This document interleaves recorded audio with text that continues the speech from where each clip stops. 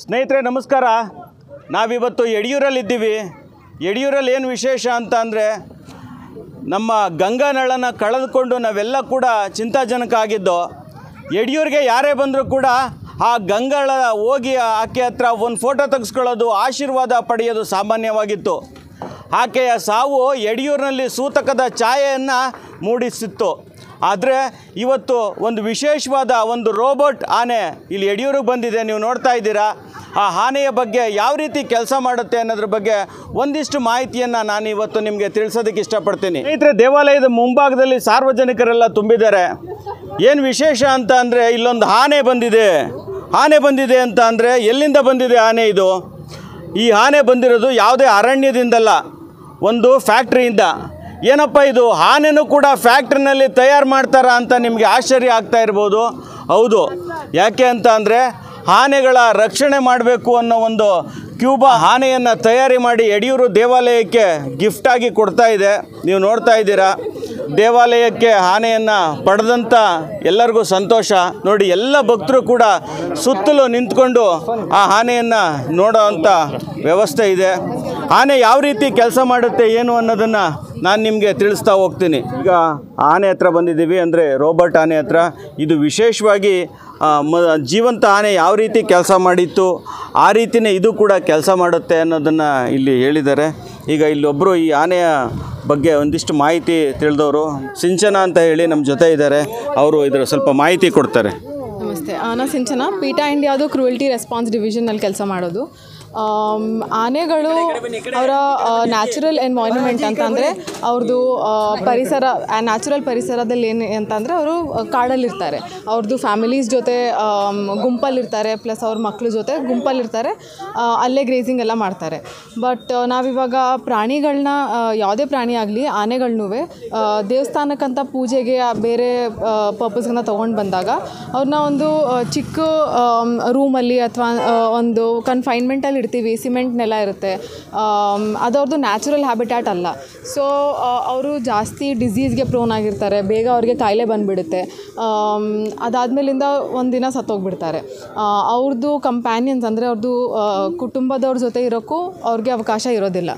So ಅದಕ್ಕಾಗಿ ಈ ದೇವಸ್ಥಾನದಲ್ಲಿ ಏನೇ ರಿಚುವಲ್ಸ್ ಮಾಡಬೇಕಂತ ಅಂದರೆ, ಪೂಜೆ ಮಾಡಬೇಕಂತ ಅಂದರೆ ಅದಕ್ಕೆ ಏನು ಆನೆ ಬೇಕು ಆ ಆನೆನ ಪೀಟಾ ಮತ್ತು ಕ್ಯೂಪಾ ಕೊಲ್ಯಾಬೊರೇಟಿವ್ ಆಗಿ ಈ ಸಿದ್ಧಲಿಂಗೇಶ್ವರ ದೇವಸ್ಥಾನಕ್ಕೆ ಇವತ್ತು ದಾನ ಕೊಟ್ಟಿದ್ದಾರೆ.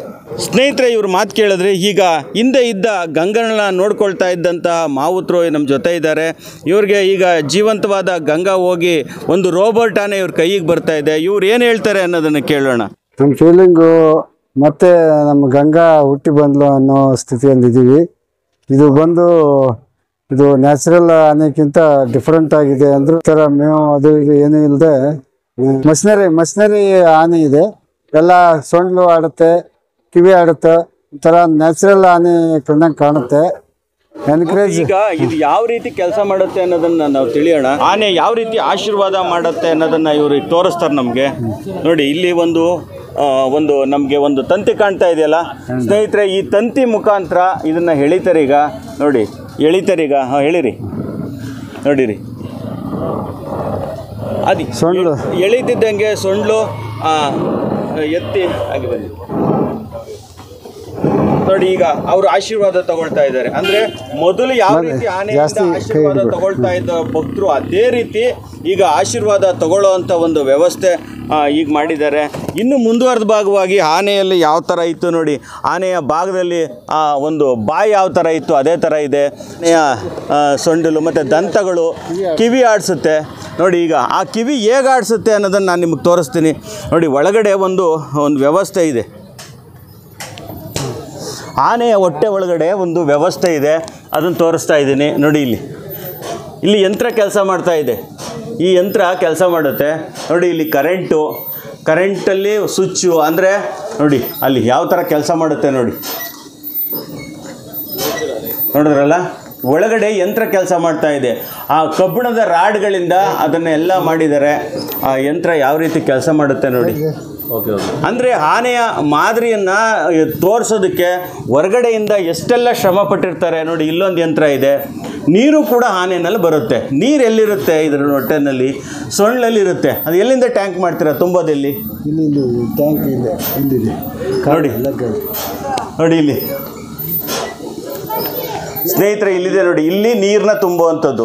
ಇಲ್ಲಿಗೆ ನೀರನ್ನ ತುಂಬಿದ್ರೆ ಅದು ಪಂಪ್ ಮುಖಾಂತರ ಒಳಗಡೆ ಹೋಗಿ ಏನು ಆನೆಯ ಸೊಳ್ಳು ಮುಖಾಂತರ ಹೊರಗಡೆ ಭಕ್ತರಿಗೆ ಅದು ಆಶೀರ್ವಾದ ಕೊಡುತ್ತೆ. ನೋಡಿ ಈ ಆನೆ ಯಾವ ಥರ ಇದೆ ಅಂತ ಅಂದರೆ, ನಿಜವಾದ ಆನೆಯ ಭಾಗ ಯಾವ ಥರ ಇರುತ್ತೋ ಅದೇ ಥರ ಇದನ್ನು ಎಲ್ಲ ಮಾಡಿಫಿಕೇಷನ್ ಮಾಡಿದ್ದಾರೆ.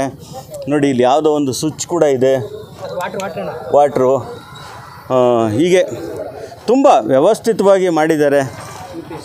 ನೋಡಿ ಆನೆ ಬಾಲ ಅಳ್ಳಾಡ್ತಾ ಇದೆ ನೋಡಿ. ಆನೆ ಬಾಲ ಇದೆ. ಕರೆಂಟು UPS ಬ್ಯಾಟ್ರಿಯಿಂದ ಇದನ್ನೆಲ್ಲರೂ ಫಂಕ್ಷನ್ ಮಾಡಬೇಕಾದ್ರೆ ಮೂವ್ ಮಾಡ್ಬೋದು. ನೋಡಿ ವೀಲ್ ಕೊಟ್ಟಿದ್ದಾರೆ. ಈ ವೀಲ್ಗಳ ಮುಖಾಂತರ ಆನೆನ ಹಿಂದೆ ಮತ್ತು ಮುಂದೆ ತೊಗೊಂಡೋಗೋ ವ್ಯವಸ್ಥೆ ಕೂಡ ಮಾಡ್ಬೋದು. ನಿಜವಾದ ಆನೆ ಕಣ್ಣನ್ನು ಯಾವ ರೀತಿ ಆ ಕಡೆ ಈ ಕಡೆ ನೋಡ್ತಾ ಇದೆ ಅದೇ ಥರ ನೋಡಿ. ಈಗ ಆ ಕಿವಿ ನೋಡಿ, ಕಿವಿ ನೋಡಿ. ಕಿವಿ ಕೂಡ ನಿಜವಾದ ಆನೆಗಳಿಗೆ ಯಾವ ರೀತಿ ಆ ಕೆಲಸ ಮಾಡುತ್ತೆ, ಫಂಕ್ಷನ್ ಮಾಡುತ್ತೆ ಕಿವಿ, ಅದನ್ನು ನಾನೀಗ ತೋರಿಸ್ತಾ ಹೋಗ್ತೇನೆ. ನೋಡಿ ಕಿವಿನೂ ಕೂಡ ಆ ನಿಜವಾದ ಆನೆಗಳಿಗೆ ಯಾವ ಥರ ಕಿವಿನ ಆಡಿಸ್ತವೆ ಅದೇ ಥರ ಕಿವಿನ ಆಡಿಸ್ತಾ ಇದೆ. ನೋಡಿ ಇಂಥ ಅದ್ಭುತವಾದ ಒಂದು ಕಲೆ ಮಾಡಿದ್ದಾರೆ. ಮನುಷ್ಯ ಎಲ್ಲ ಕ್ಷೇತ್ರದಲ್ಲೂ ಎಲ್ಲ ಅಂದವಾದ ಹೂಗಳನ್ನೂ ಕೂಡ ಪ್ಲಾಸ್ಟಿಕ್ಕು ಅಥವಾ ಇದು ಮಾಡ್ತಾರೆ. ಅದೇ ರೀತಿ ಆನೆಯನ್ನು ಕೂಡ ತಯಾರು ಮಾಡಿದ್ದಾರೆ. ಇದನ್ನು ಯಡಿಯೂರು ದೇವಾಲಯಕ್ಕೆ ಕೊಡುಗೆಯಾಗಿ ಕೊಟ್ಟಿದ್ದು ಪ್ರತಿಯೊಬ್ಬರು ಬಂದಂಥ ಎಲ್ಲ ಭಕ್ತರು ಕೂಡ ಇಲ್ಲಿ ನೋಡಿ ಸಂತೋಷಪಡಿ ಅಂತ ಹೇಳಿ ಮನವಿ ಮಾಡ್ತಾ ಇದ್ದೀನಿ. ಸ್ನೇಹಿತರೆ, ದಯವಿಟ್ಟು ಇಂಥ ಮಾಹಿತಿ ಎಲ್ಲರಿಗೂ ತಲುಪಿಸೋದಕ್ಕೋಸ್ಕರ ಆದಷ್ಟು ಈ ವಿಡಿಯೋನ ಶೇರ್ ಮಾಡಿ, ನಿಮ್ಮ ಅನಿಸಿಕೆ ಅಭಿಪ್ರಾಯಗಳನ್ನ ಕಾಮೆಂಟ್ ಮಾಡಿ, ಮತ್ತು ಈ ವಿಡಿಯೋನ ಹೆಚ್ಚು ಶೇರ್ ಮಾಡೋ ಮುಖಾಂತರ ಆ ಸಿದ್ಧಲಿಂಗೇಶ್ವರರ ಕೃಪೆಗೆ ಪಾತ್ರರಾಗಬೇಕು ಅಂತ ಹೇಳಿ ನಿಮ್ಮಲ್ಲಿ ಮನವಿ ಮಾಡ್ತಾ ಇದ್ದೀನಿ. ಇದುವರೆಗೂ ನೋಡಿದ್ದ ಎಲ್ಲರಿಗೂ ಕೂಡ ಧನ್ಯವಾದಗಳು.